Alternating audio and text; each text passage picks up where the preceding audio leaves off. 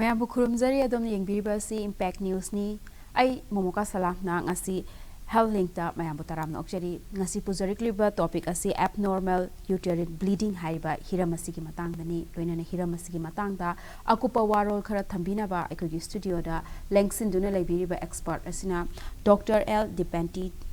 Assistant Professor SAHS Academy of Health Sciences ni Dr. Bu ahan ba makta taram na okjari. Thank you.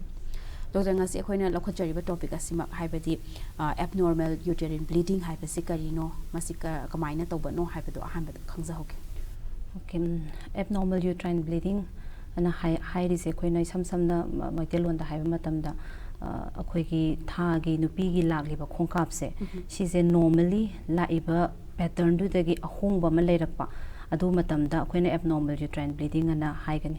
haibadi akoina normal pattern hairagadi thagi nupi se thai khongkap se thagi laidana ko aduna thagi khongkap lakpa se akoi normal pattern hairagadi every 28 days average ta ko adu maina lakpa oigani adubu on an average kanoina yengapa matamda every 21 to 35 days pa manung da laagadi normal ne na haigani ko aduna akoigi cyclical monthly leire ko aduga laiba matam se duration haitare magi duration Sina normally nupi mana 2 to 8 days haitare ko 2 to 8 days ki manung sida bhauchat lagadi normal pattern ne adudagi hena kaino hentokna haibadi more than 8 days natraga less than 2 days ko bachat lagadi abnormal haibadi abnormal trend bleeding nom da chingani ba adagi lastly khoi ki kaino amount of bleeding haibadi kayam chatke kayam chatke haibase shizo khoina normal pattern around 30 to 50 ml gumba normal cyclical pattern per cycle ama ta chat pase normal ne hai adubu at the maximum 80 ml bako adu more than 80 ml dagi helagadi akoina abnormal excess bleeding ana haigani aduna shi akoigi kanu mayam se magi pattern flow cyclicity ko natraga duration aduga magi amount of bleeding shigi mayam normally thagi lakpasidagi haido aga normal natabagi rom ta chalakpasi abnormal uterine bleeding ana haininge ado doctor huzike abnormal uterine bleeding se akoina chang se mai kayam yamna thingnabagi chang se kayam yamna wangbagi kyam nembagi kayam thingnabibagi haibisi ju khangjahoke akoina normally OPD haitare outpatient department akoi OPD de yengbasida akoigi abnormal uterine bleeding haibadi normal pattern da flow nataba abnormal oina present of patient se saruk ahum yengbada saruk amadi haitare ko so 1/3 of the patient of OPD patients sing se adum abnormal uterine bleeding oina present ta wena haini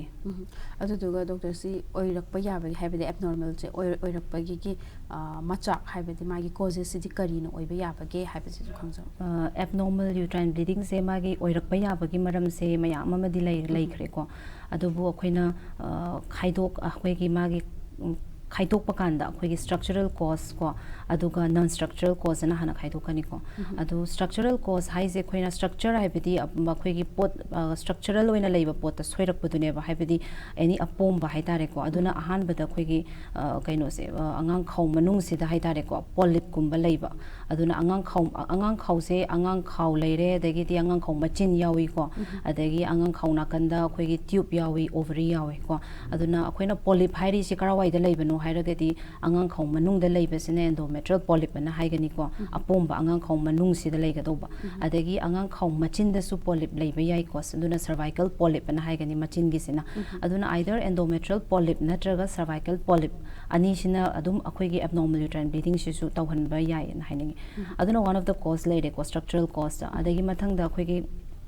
adenomyosis anako adenomyosis se koina karino hairagadi angang khau manung sida koina angang khau manung se tha khudingi I lakpa se angang khau manung gi layer se chatline ba thagat padu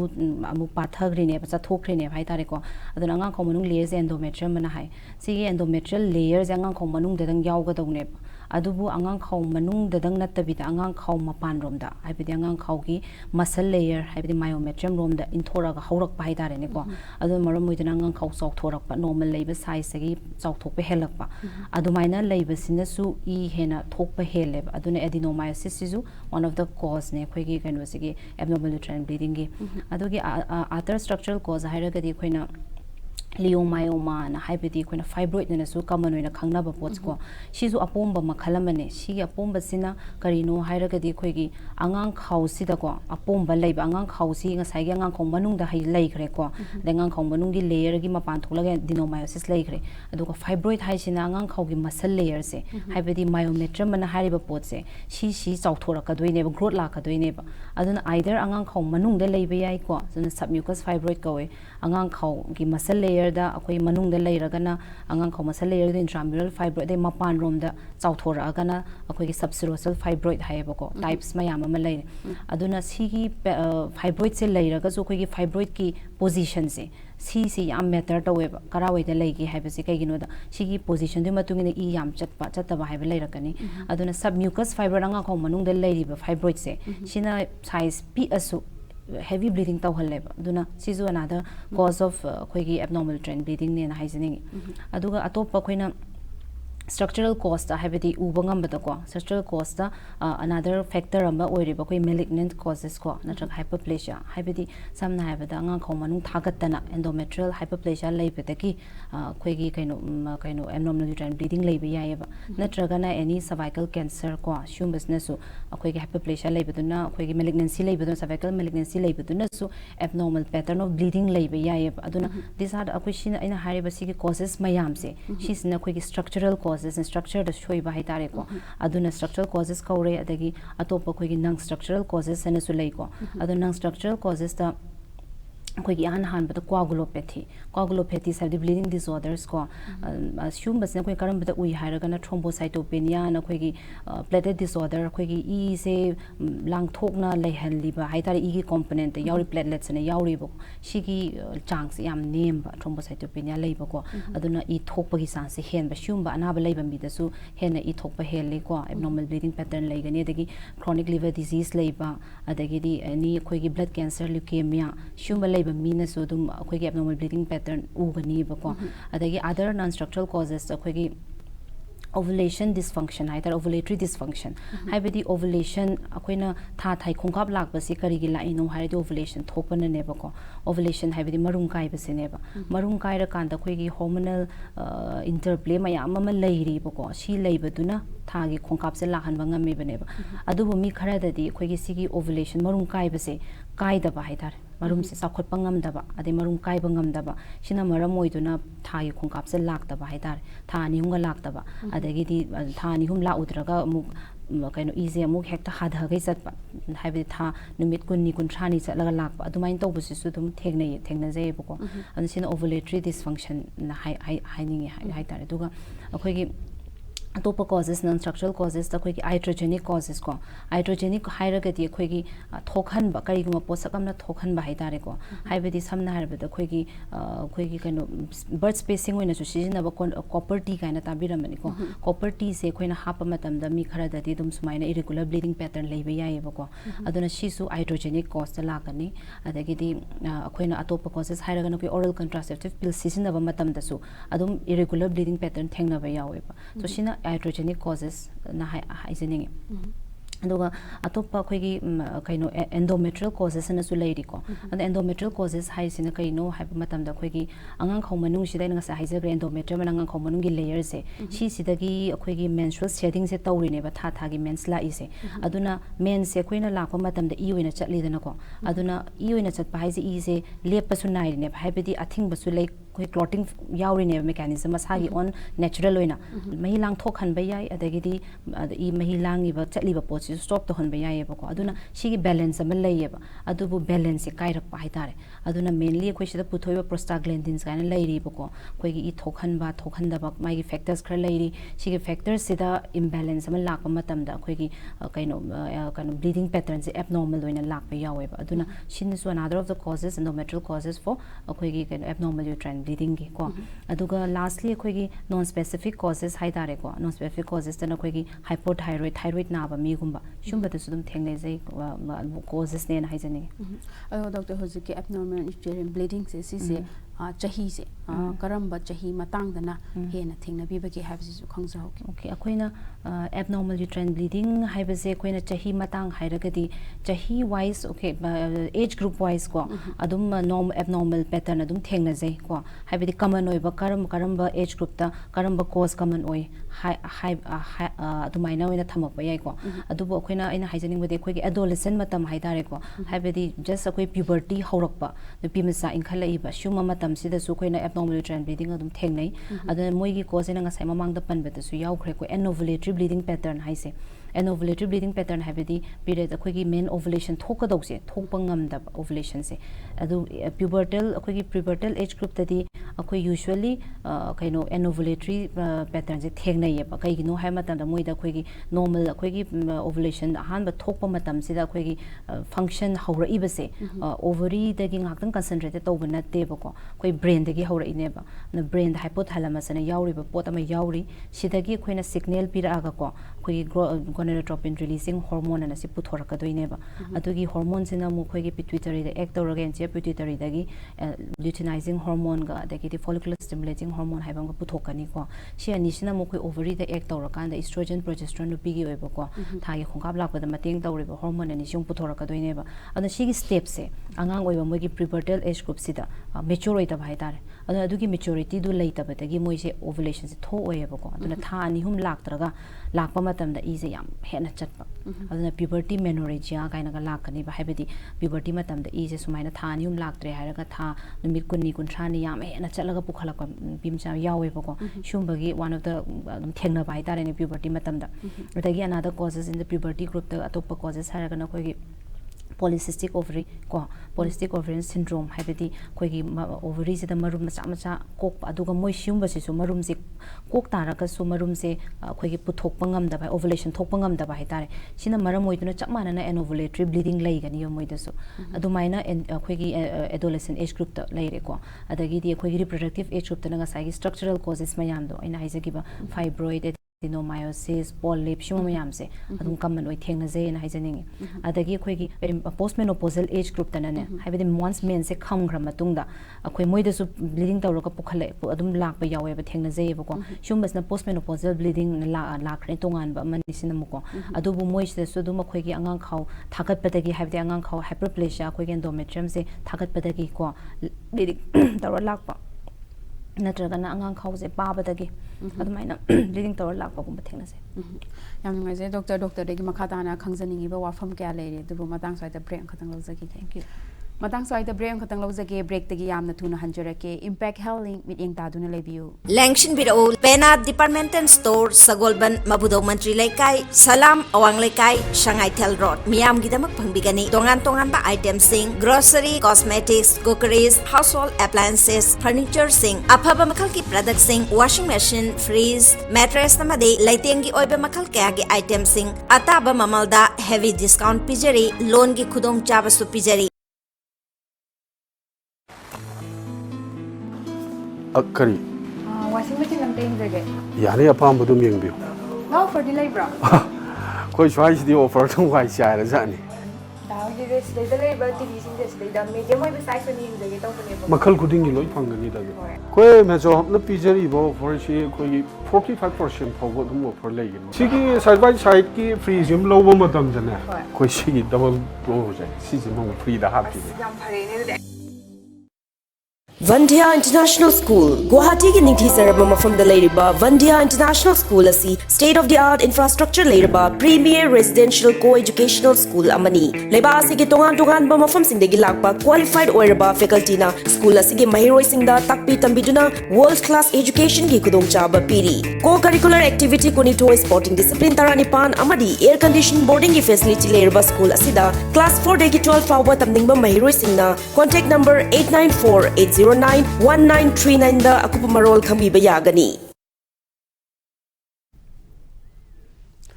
mayambu amuka hana taramna okchari ngasi health link ta khana jarami ba topic asi abnormal uterine bleeding hairiba hiramasi ki matang dani loina nai khoi ki studio da expert oina linksin biriba asina Dr.L.Dipenty assistant professor SAHS Academy of Health Sciences ni doctor bu amuka hana taramna okchari Doctor Mamang the Huzi Quiki abnormal uterine bleeding siki causes my ama panbi kare doctor na matokam tawkata ke khotade ha akoina huziki uterine abnormal uterine bleeding se si akoina karamna khangdok kadage diagnosis na kamaina tawkata ke habisu khangza hoke Okay, okay. Abnormal uterine bleeding I was able to be a man, among those Pansagreco, normal live cycle, sidaki, have the normal pattern, the Oirakta Kanda, pity the present over the Nepoco. Aduna Sumina Ahan patient lack Pasequina, mainly Quina concerned or is any form of abnormal bleeding, a Quina Hana rule out over those patients pregnant, Oibra, Oidabra, hyposematic quite rule out over the Nepoco, to heck lack Pagaquina, urine pregnancy test, Matova, Matota. Once a pregnancy rule out of Ragadi, Magging as in a high keeper causes me amado, Adumatang Manauna, Amuk Aquina Yingsagani,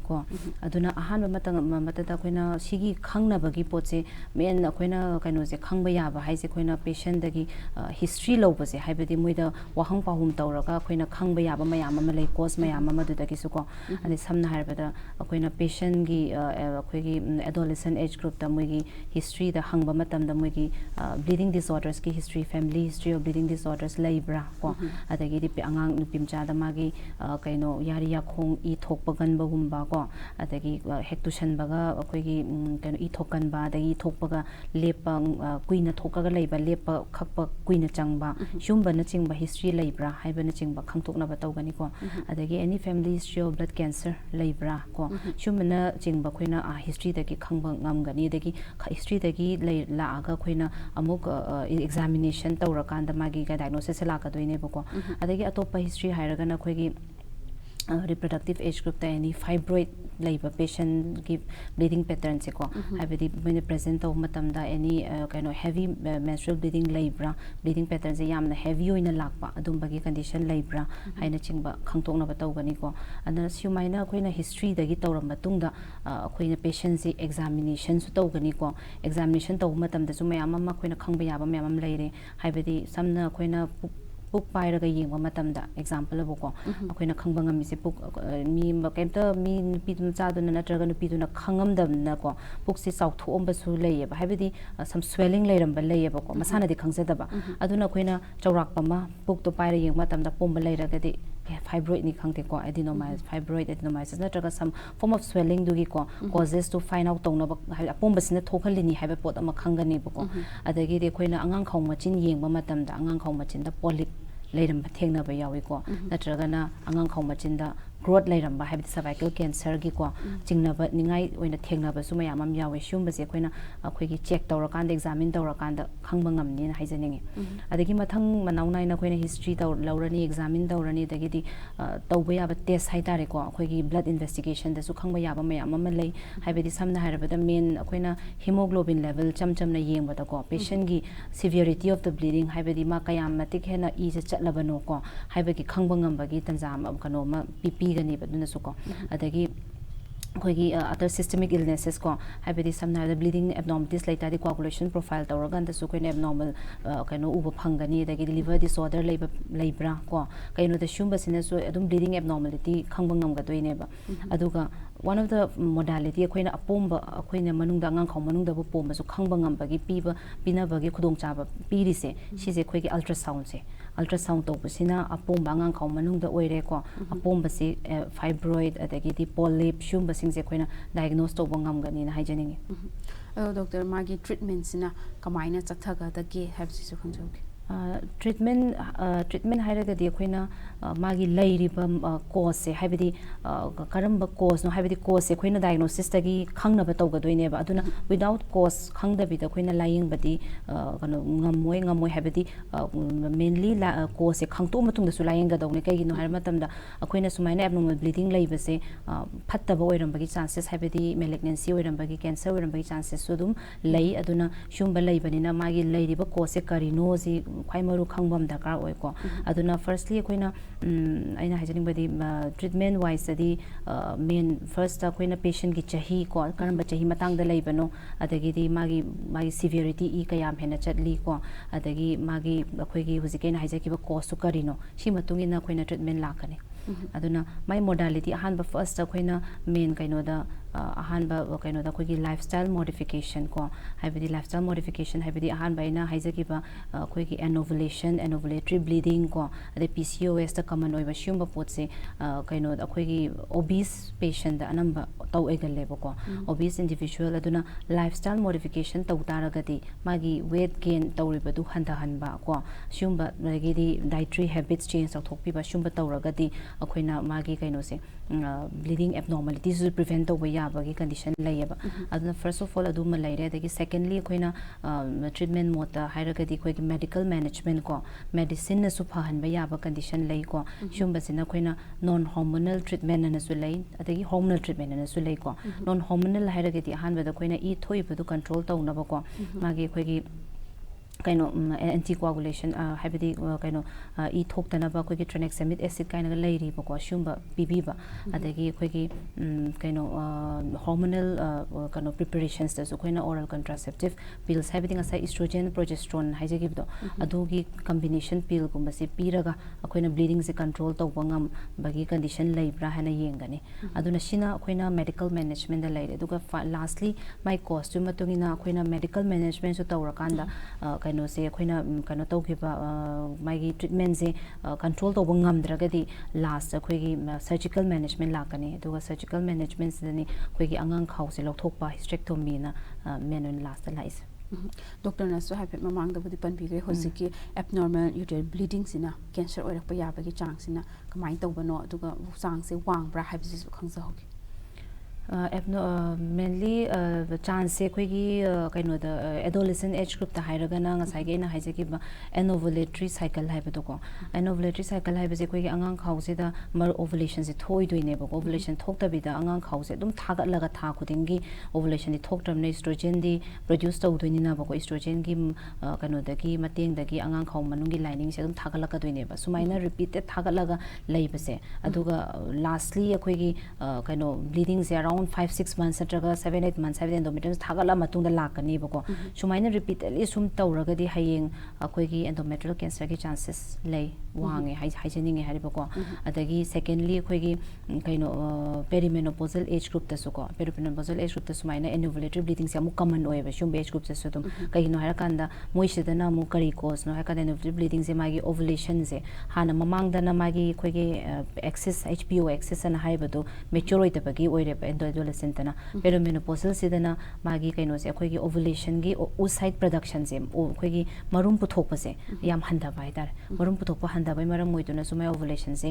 changnai na tawraktaba changnai dragadi nga sain haijagi bedu maina tha ni hum laktaba mari laktaba de amuka hek lakpa tawba se chance yam wange bako na sumaina su leiraba adagi nupi se yamna su obese oiraba adagi diabetes leiba risk factors hai tare ko shumba risk factors diabetes leiraba adagi BP leiba adagi masan noi chawraba adagi sumaina thai kongkap se thani hum mari leira lakpa sumaina leiragadi moi sing se su dum akoigi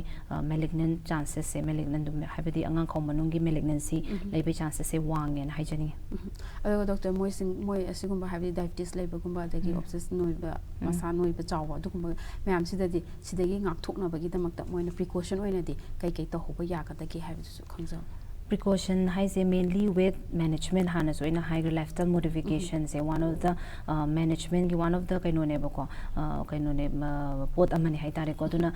obese kaino se handahan ba obesity se handahan ba haibidi magi body mass index na khoi height si asuk ki height ta khoi shumba minor weight like dong ni haibagi weight se maintain to bi bai tare obese ki kano category da chanbi da normal category da puthabi rakpa adoi taragadi adagi diabetes control thambi ba adumaina adagi di khoina suppose abnormal bleeding pattern ure hairagadi doctor ra chala tana beba shumaina tawragadi khoina tawgado oiramaga su endometrial cancer like do boiraga su prevent to ngamni na haijani doctor hojiki sida khoi diet akhona chari chinjak sidadi leibra adu su khangja diet chinjak chari basida leiba hairagadi hojiti akoina dum thengnarisi mangaire ko yumgi chinjak se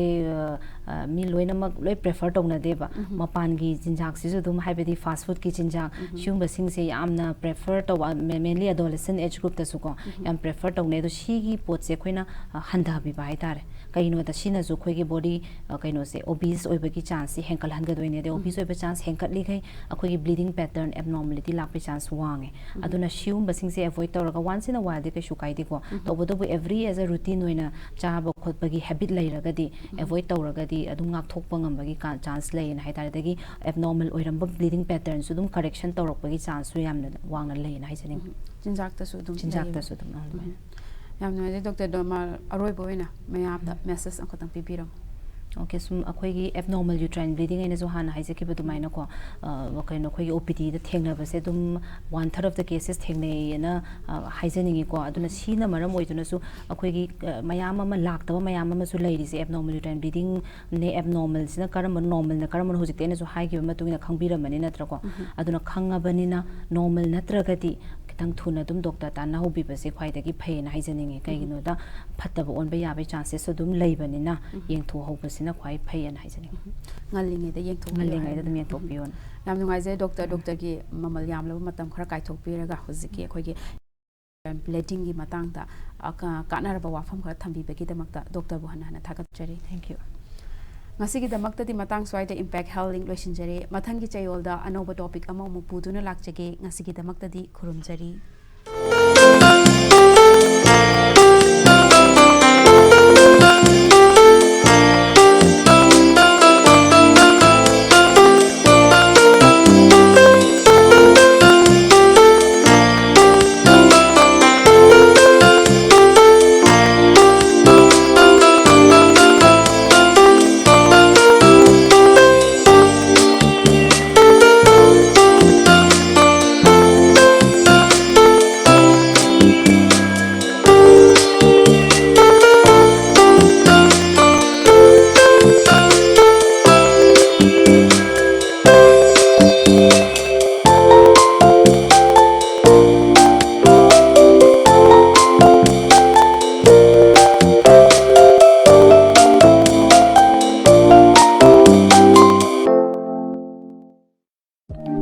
Narayana Super Specialty Hospital, Guwahati offers you the service